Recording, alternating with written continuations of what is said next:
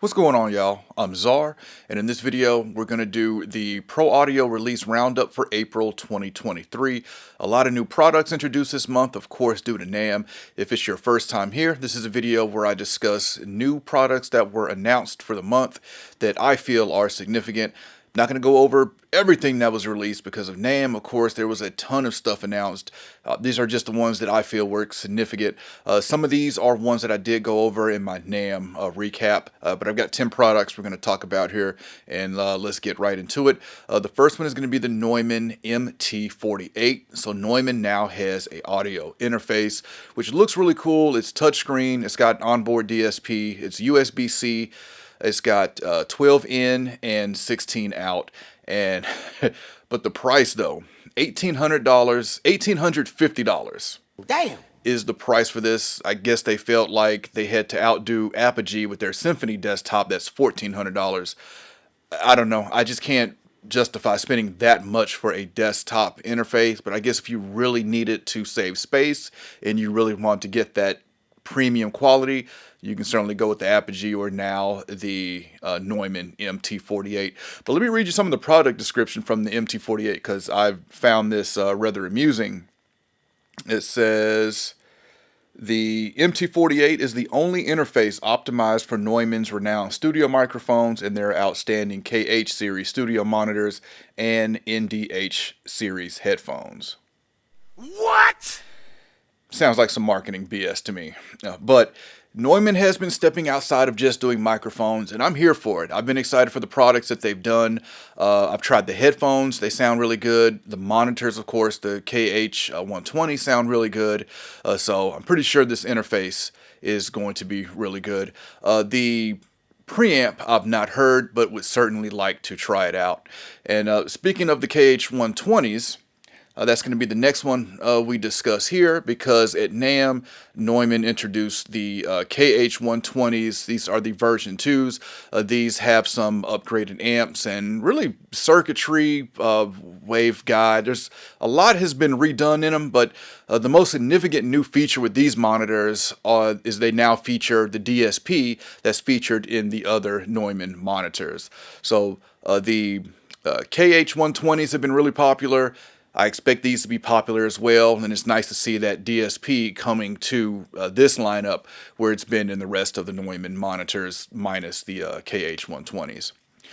Next product is the Empirical Lab Pump. This is their new 500 series compressor that's going to combine some features from the Distressor as well as the Mic E. Little sad that we don't have Nuke in here, but I think it goes up to 10 to 1 or maybe even 20 to 1 on the ratio. But I always say nobody makes compressors like Empirical Lab, so definitely glad to see this come in the 500 series, and I'm very likely going to be picking up at least one. I'm thinking about getting a pair. I've wanted a pair of Distressors, and now with these, now I've really got to decide, do I want to go Distressor or do I want to pick these up? Because like I said in the previous video, I've got a couple empty 500 series slots here that need to be filled. So I'm definitely looking at picking up this pump compressor. As far as from the Mic E, we have that saturation tape style soft clipping that you can do. And we've got, what else is on there? It's going to come in the vertical as well as horizontal layout as well. These should be shipping within the next couple months. Price on this is $6.99. Definitely not bad. So looking forward to checking that out. And I can't remember if I said it, but this is Empirical Lab's first new hardware product in 12 years. We know they've been focusing on plugins the last couple years with the Arouser LT. The Big Freak, the EQ. I feel like there's one more I'm missing, but we know they've been doing plugins recently. Glad to see them get back into hardware now. Next one is WesAudio BA1. This is a synth modeled off of a synth from the early 80s. Of course, with WesAudio putting their own touch and spin on it. And I did a review on this one, got a full review on this one on my channel. The intro price for this is $49, I believe. But interesting to see WesAudio step out from doing effects plugins to now doing a synth. And I'm sure this won't be the only synth they do. We'll see where this takes them in their product line. Next one is the Roswell Aztec. This is Roswell's new 251 style mic, tube mic, and it's kind of based on the V251 Platinum Edition from the Mic Parts lineup. So if you're not familiar with Mic Parts is a company that does DIY mics, but you can also pay a little more and get them assembled. Well, now one of the mics that was in that lineup, the V251 Platinum, is now coming over to the Roswell side, getting Roswell branding, and it is the Roswell Aztec. And then the intro price for that is $24.99.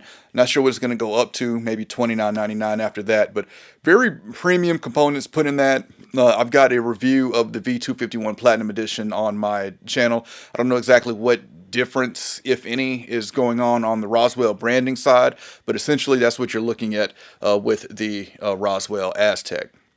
All right, next one is going to be the Black Lion PRG. This is their, what's the term? Not voltage. I'm drawing a blank on it. Regulator? Yep, I'm going to pause the video so I make sure I get this right. Okay, I was right. Power regulator, voltage regulator. This is Black Lion's audio voltage regulator, and this is really nice. It's got 14 outlets. It's got 2 USB charging in the front, as well as 2 outlets in the front. It's also a power conditioner as well as a surge protector, and it shows you the input voltage. So it's going to show you what your voltage is coming in, and then it's going to correct it on the way out to make it run at a smooth 120 volts. So looking forward to this one as well, and definitely looking forward to something I need to get my hands on just to make sure my voltage and everything in here is running correctly. Also from NAMM, we have Soundtoys with a new plugin, their first new plugin in years, and sadly, I can't say I'm that excited for it, but this is Super Plate, which is the bigger version of Little Plate that Soundtoys has done. And if you're familiar with Soundtoys, a lot of times they've came out with like Little Radiator, Little Altar Boy, Little, there's another one. But these little plugins that you used to get for free, and then they start to charge a couple dollars for them. But then they also have the bigger version of them. So this Super Plate is now the bigger version of Little Plate. And the reason I say I'm not excited for it is just it feels like a updated version to an old plugin versus a brand new plugin. I would have certainly liked to see something, brand new from Soundtoys, but we'll take what I can get. I should have asked the most important question is when will it be available? So I'm not sure when it'll be available. I don't see it on their site now, but from the handout that they were giving out at NAMM, I'm a little confused by it, but it says that you can upgrade to Soundtoys 5.4 for $59, and that will include Super Plate. And you can also pay $59 to upgrade your effects rack. That will include Super Plate. But I'm curious because my 5. Whatever version I have of Soundtoys now does include the effects rack. So I have the effects rack. So I don't know if I need to pay $59 twice to get Super Plate. Certainly don't want to do that. But I feel like, if I'm understanding, or as I'm hoping, $59 to upgrade to version 5.4 will include Super Plate as well as have Super Plate in the effects rack. I'll have to get my hands on it and really try it out before I, completely write it off. I mean, it does seem like a cool plate reverb, but from the time that Little Plate has came out to the time we now have Super Plate, it's obviously been a lot of other reverbs that's came out, plate reverbs at that. So it's going to be interesting to see how much use this would really get. Little Plate I do like a lot, and I use it for a lot of just simple reverb things that I need.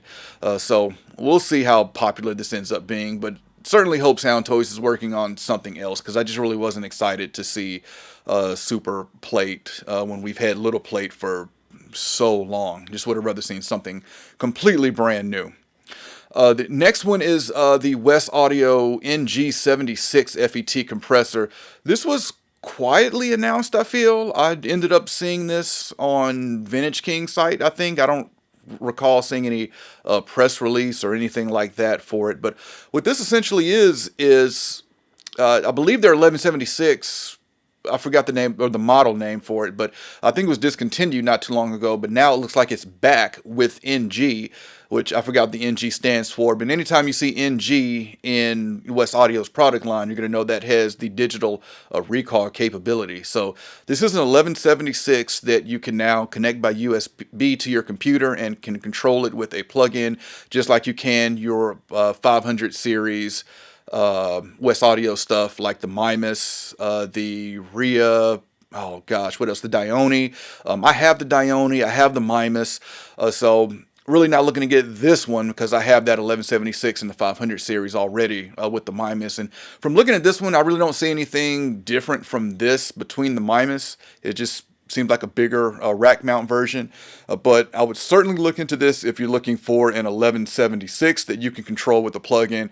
I absolutely love their plug-in control for their hardware because it just gives you the best of both worlds, especially when it comes to recall. Not sure when this will be shipping because I literally just found out about this one last night as I was doing some research to see if there's anything I missed before shooting this video.